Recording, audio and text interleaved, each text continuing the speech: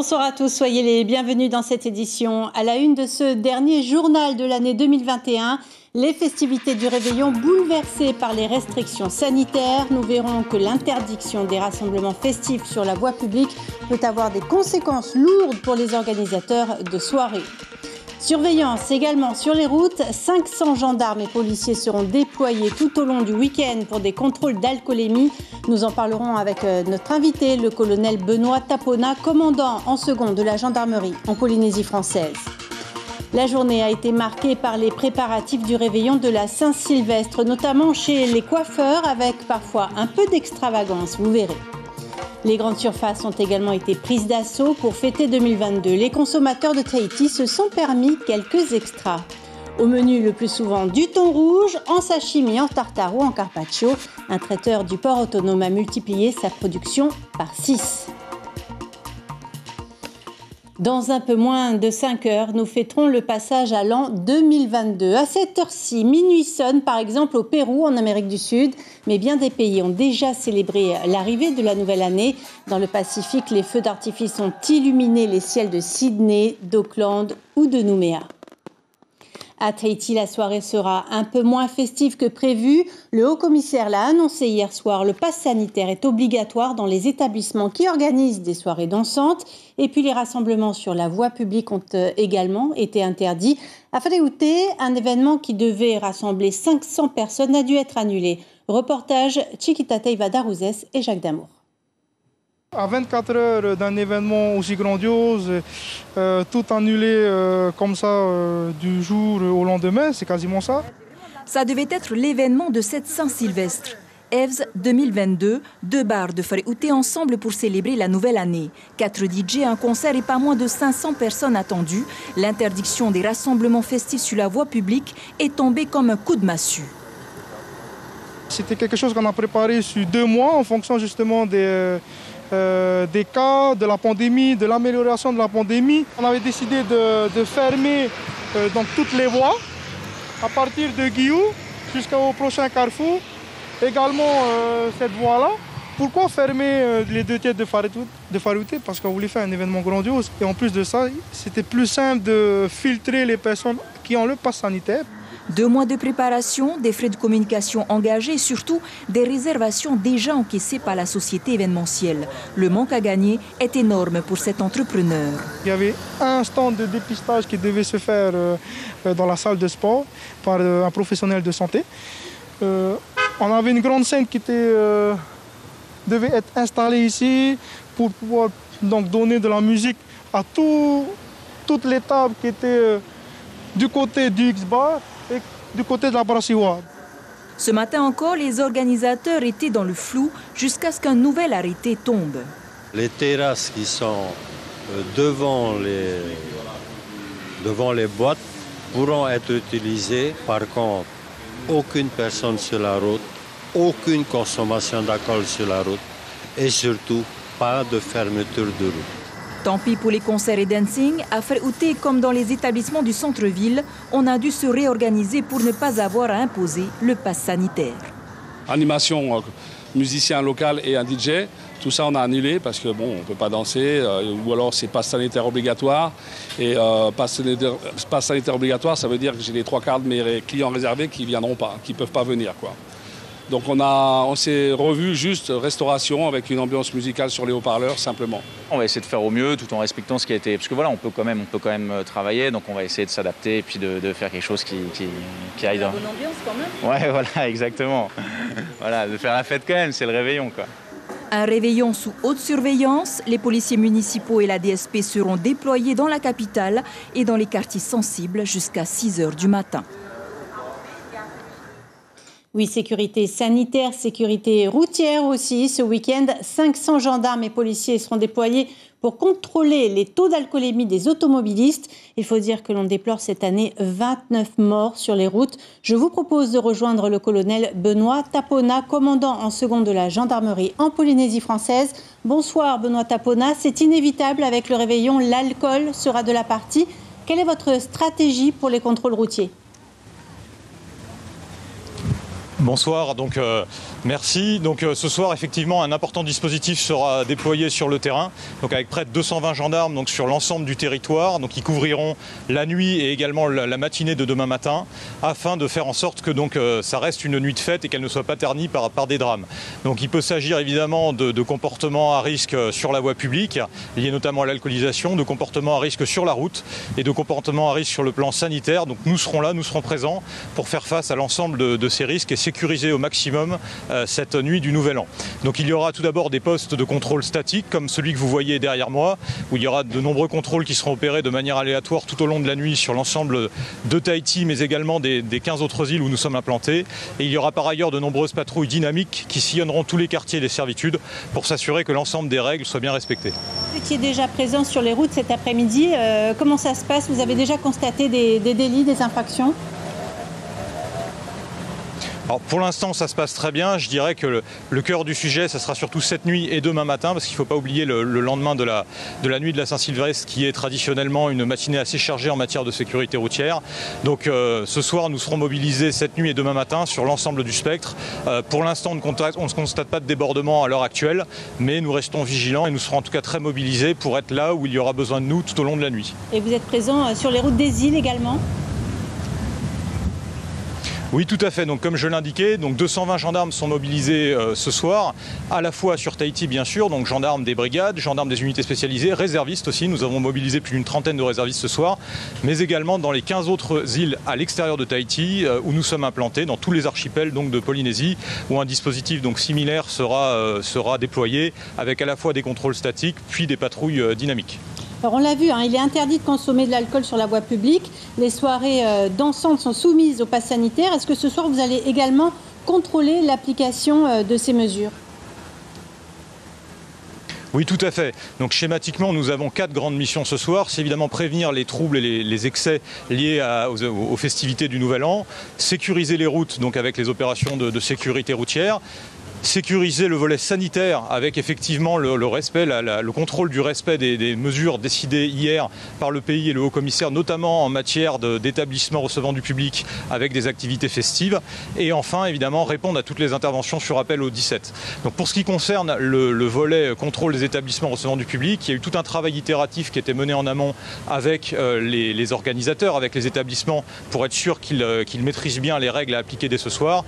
Et il y aura des contrôles qui seront menés tout au long de la nuit, évidemment de manière intelligente, mais néanmoins active, afin de s'assurer que ces mesures soient bien respectées. Merci beaucoup Benoît Tapona. Je rappelle que vous êtes commandant second de la gendarmerie en Polynésie française. Merci également à Jacques Damour qui était derrière la caméra. La France déplore encore un record de contamination, plus de 232 000 cas de Covid détectés en 24 heures dans l'Hexagone. Dans ses vœux à la nation, le président Emmanuel Macron reste malgré tout optimiste pour 2022, peut-être même l'année de sortie de l'épidémie selon lui. Écoutez un extrait. Je veux vous dire que je suis résolument optimiste pour l'année qui vient. Optimiste pour notre nation, pas simplement pour 2022, mais pour les années qui viennent. Car l'ambition et la solidarité dont nous n'avons cessé de faire preuve nous autorisent tous les espoirs. 2022, peut-être, sera l'année de sortie de l'épidémie. Je veux le croire avec vous. L'année où nous pouvons voir l'issue de ce jour sans fin. Dans notre pays, en déployant ces campagnes de rappel, en nous organisant comme il se doit pour domestiquer le virus et écraser sa diffusion, et au niveau mondial, en agissant pour vacciner l'humanité. La France, dès avril 2020, a été à l'initiative des dons de doses aux pays les plus pauvres. Et nous serons au rendez-vous dans les prochains mois pour amplifier l'effort et ainsi permettre d'entrevoir la fin de ce virus sous sa forme aiguë. Nous serons donc parmi les derniers à se souhaiter une bonne année, l'occasion de se parer de ses plus beaux atours. Annou Chignon, jolie robe et paillettes, parmi les prestataires les plus sollicités aujourd'hui, les coiffeurs. Ils ont travaillé toute la journée à un rythme effréné. Ismaël Tahiata, Hiro Terorotua. Il faut du temps pour être belle. Ici, c'est minimum 2 heures. Ailleurs, ce sera 5 heures. Tout va dépendre de la commande. Une coupe classique pas trop tape à l'œil ou une coiffure complètement excentrique. Un côté très rasé chez une femme qui avait les cheveux très longs, côté très rasé, tout décoloré platine, et un côté asymétrique sur l'autre côté et d'une autre couleur encore différente. Et elles mettent le prix fort, jusqu'à 45 000 francs, rien que pour aujourd'hui. Un chignon, des mèches de couleur, un lissage ou plutôt une permanente, peu importe la facture, pourvu qu'elle soit belle. Oui, c'est important de se sentir un peu plus jeune, un peu mieux, un peu plus jolie. Voilà. Et vous avez prévu quoi spécialement Alors, ce soir, pas grand-chose, on va juste au restaurant. Voilà. J'ai eu de la chance. Elle m'a appelé très tôt ce matin. Elle a été vraiment très, très gentille de m'ouvrir son salon ce matin. Vous êtes prête pour aller danser? Non, pas du tout, mais plus à la maison avec les enfants et la famille. Oubliez la fermeture sanitaire forcée du mois d'août. Les coiffeurs finissent leur exercice comptable dans le vert. Le mois de décembre, c'est le mois où on fait le plus de chiffres. Et du coup, en ce moment, c'est le rush. On finit des fois à pas d'heure, 20h, 22h. Et je t'avoue que là, c'est le dernier jour. On a hâte que ça se finisse. Je pense pour tout le monde, pour tout le commerce, les gens ils veulent dépenser, ils veulent se faire plaisir une fois dans l'année, pour se faire, voilà. Là, ça commence à bien arriver. Je ne sais pas à quelle heure on va finir, mais j'espère qu'on aura le temps d'aller boire notre petit apéritif.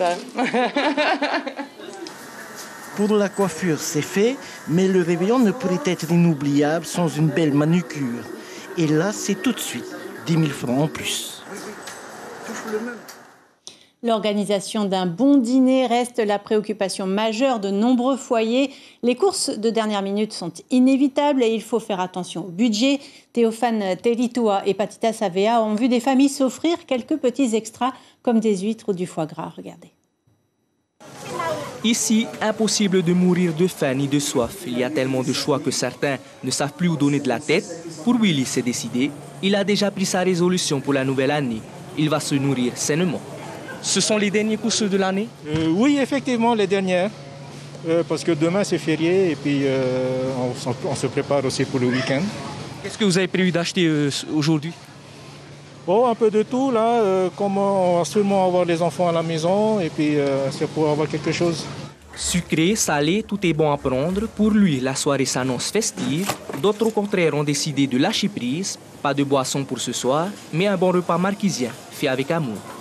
Alors, on va manger ce soir du kekeu avec du matedi pour fermer en fait l'année.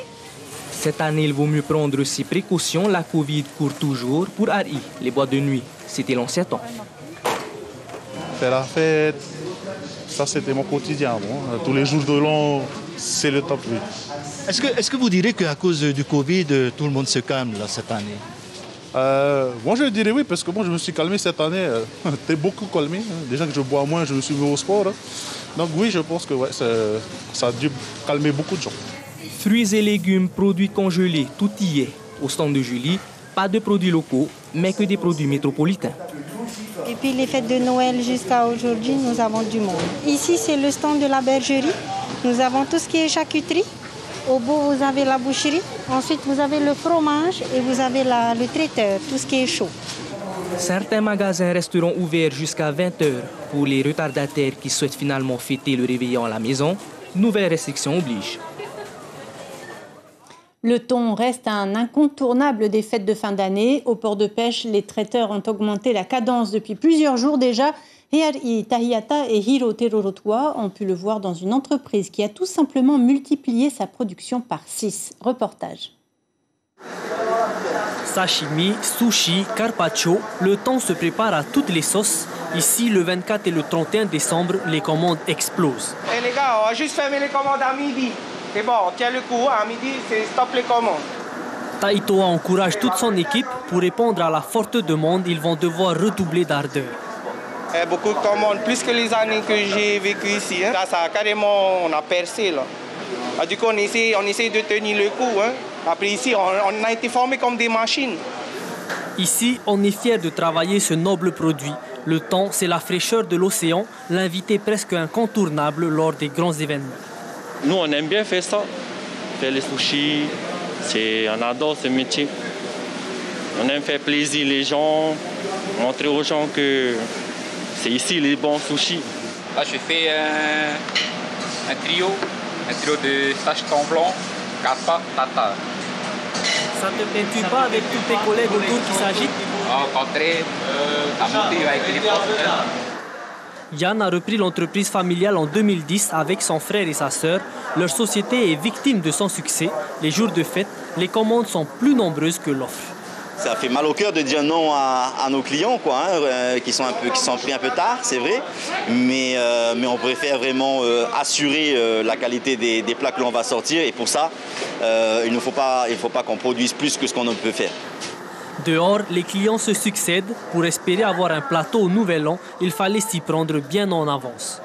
Cette fois-ci, je me suis prise en avance parce que pour Noël, j'avais commandé trop en retard. Du coup, je n'ai pas eu de plateau de poisson. Là, non, j'ai commandé bien avant. Le poisson, c'est c'est ce que les Haïtiens ils aiment ça, le sashimi. Donc, c'est un plat royal, on va dire. Pour ce 31 décembre, tout format confondu, ce sera plus d'1 millier de plats qui se retrouveront sur les tables de quelques familles privilégiées. Petit détour par les Tuamotu avant de se quitter. L'atoll de Ho a organisé un clean-up day avant de fermer la page de 2021. 6 groupes se sont répartis une quinzaine de kilomètres. Il fallait ramasser le maximum de déchets. Ils ont été ensuite triés par les agents communaux. Plastique, aluminium, ferraille, rien à voir avec le CEP, nous dit-on, mais bien le résultat de l'activité humaine. Écoutez un bénévole au micro de notre correspondant Mathieu Allot. Un peu de tout, hein. Il y a du plastique, des canettes, voilà, des cordages. Oui. C'est important pour toi de participer à ce ramassage. Très important, tant que c'est chez moi et il s'agit de notre environnement, tant mieux mettre la main à la pâte. Hein. Voilà. On arrive au terme de cette édition. Je vous en rappelle l'information principale. Une soirée avec DJ et concert a dû être annulée à Faléouté. L'événement devait rassembler 500 personnes. Face à l'augmentation de cas de Covid, l'État renforce ses mesures sanitaires. Il faut s'attendre aussi à des contrôles d'alcoolémie tout le week-end. 220 gendarmes sont déployés à Tahiti et dans les îles. Et pour bien finir l'année, une comédie romantique ce soir sur la première, Coup de foudre en talons aiguilles, puis notre émission musicale Vaipehe, spéciale Réveillon bien sûr. Ainsi s'achève ce journal, merci de l'avoir suivi. Demain, vous aurez le plaisir de retrouver Lucille Guichet pour vos journaux du week-end. Le personnel de Polynésie la première se joint à moi pour vous souhaiter un excellent réveillon de la Saint-Sylvestre, avec bien sûr une recommandation, prudence sur les routes. Belle soirée à vous. On se quitte sur les images des feux d'artifice du Nouvel An un peu partout sur la planète.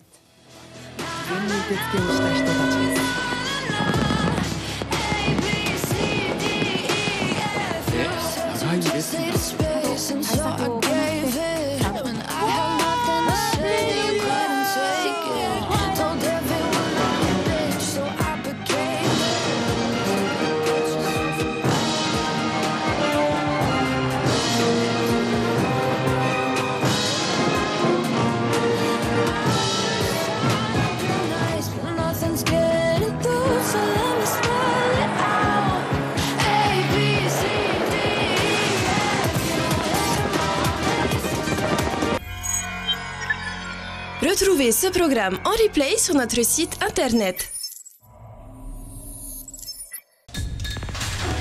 L'information en continu sur Polynésie la première, internet et réseaux sociaux.